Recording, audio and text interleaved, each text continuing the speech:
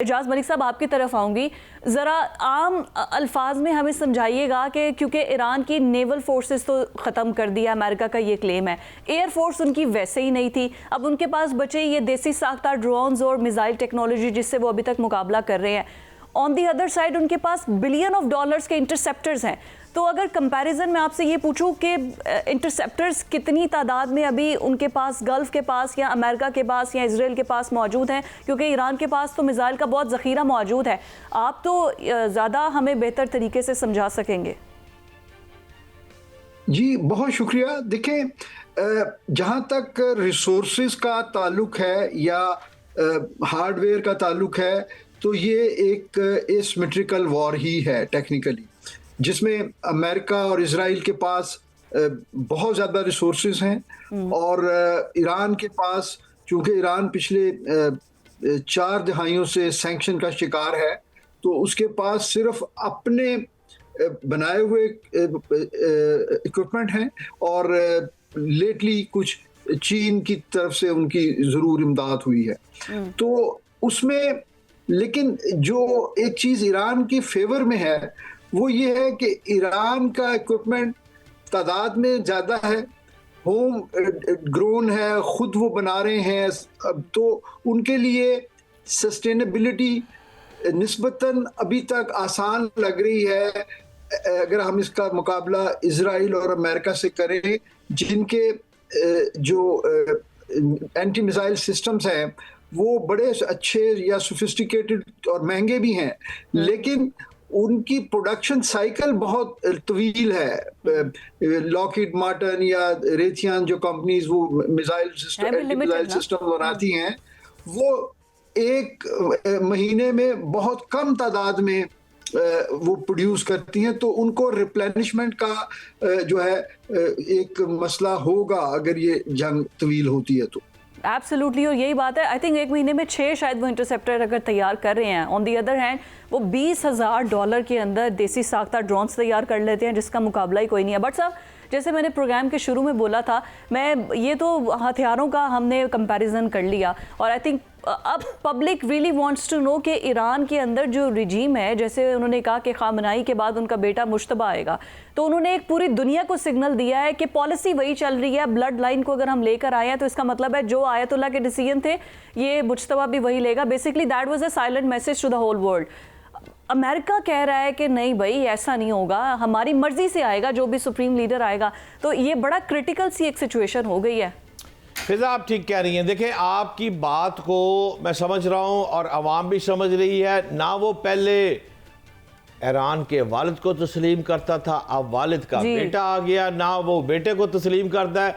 और ट्रंप मानदा किन्हू है वो तो किसी को नहीं मानता है। लेकिन इस बात को एलैबोरेट करने के लिए हमें 3 टॉपिक्स को समझना पड़ेगा।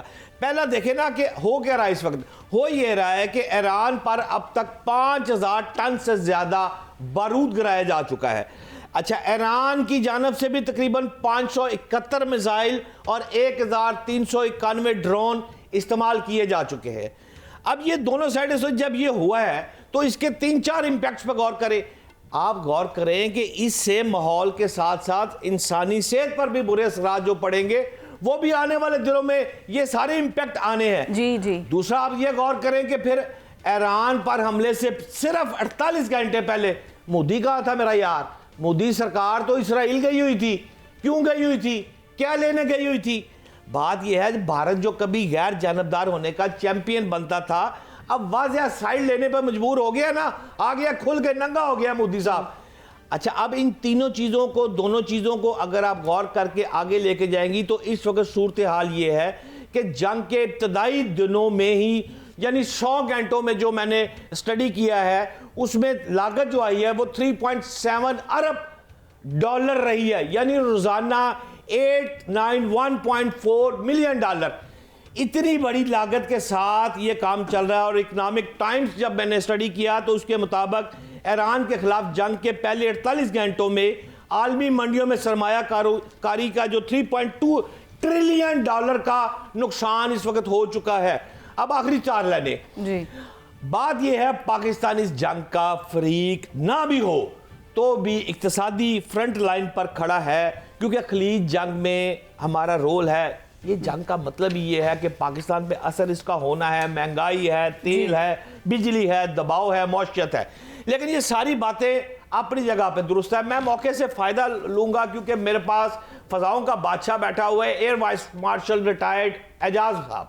एजाज साहब, मुझे ज़रा तशरीही है, थोड़ी दूर फरमा दें कि इस वक्त अमेरिका बहादुर ने तो वाज़ह तौर पर कह दिया है कि ईरान के ऊपर हमारी फ़ज़ा का मुकम्मल कंट्रोल है, यानी कि ईरान की फ़ज़ाओं पर इसराइल और ट्रंप हुकूमत जो है वो काबज़ इस वक्त हो चुकी है। मुझे यकीन है 100% अपनी पाक फ़ज़ाइया पर, बहादुर पर, कि उसने मुझे कभी लेट डाउन नहीं किया। आज भी उसने पूरी मुकम्मल हिकमत अमली अपनाई होगी। यहाँ तक मैं एग्री हूँ आपसे। लेकिन पूछना यह चाहता हूँ कि इसराइल इंडिया के साथ भी मिलकर दूसरी साइड से भी प्रेशर कर रहा है, अब ईरान की फ़ज़ाओं पर भी आ गया है। तो एयर वाइस मार्शल साहब, इसके पाकिस्तान पर क्या असरात होंगे, क्या इम्पैक्ट है, मेरी आवाम को ज़रा आगाह करें। एजाज महमूद भाई। जी भट्ट साहब, आपकी तशवीश जो है वो यकीनन आप हक बजानिब हैं उसमें, लेकिन मैं आपके तवस्सुत से आपके नाजरीन को ये अर्ज करूं कि अल्हम्दुलिल्लाह पाकिस्तान के पास जो सर्विलेंस कैपेबिलिटी है तमाम अल्टीट्यूड्स पे, ग्राउंड लेवल से लेके हायर अल्टीट्यूड्स, जहाँ तक कोई प्लेटफॉर्म मैन्ड या अनमैन्ड फ्लाई कर सकता हो, वहाँ पे पाकिस्तान की सर्विलेंस और डिटेक्शन कैपेबिलिटी जो है वो बड़ी पायदार है। ना सिर्फ ज़मीन के जो हमारे सेंसर्स हैं उनकी बदौलत, बल्कि हमारे पास एक बड़ा robust airborne command and control system है पूरा। तो हमारी जो कवरेज है वो बॉर्डर के दोनों तरफ, वेस्टर्न और ईस्टर्न बॉर्डर दोनों तरफ, अल्हम्दुलिल्लाह, मैं बहुत ज़्यादा इसमें नंबर्स या स्पेसिफिक्स में नहीं जा सकता मामले की जो है हसासियत की वजह से, लेकिन मैं ये यकीन दिलाता हूँ आपको कि हम डीप इनसाइड बॉर्डर, जिसको हम ट्रांस फ्रंटियर कवरेज कहते हैं, वो हमारी मौजूद है। और उस सर्विलेंस की बुनियाद पे हमारा जो एयर डिफेंस सिस्टम है वो 24/7 ना सिर्फ पाकिस्तान की सरहदों बल्कि सरहदों के पार दूर तक वो तमाम मूवमेंट्स को ऑब्जर्व कर रहा होता है। ब्रिगेडियर साहब, मैं आपकी तरफ आऊँगी। अब ये जो जंग ईरान की, और एक तरह से ईरान वर्सेस इजराइल है, लेकिन पूरी सपोर्ट अमेरिका कर रहा है। America is basically a proxy now.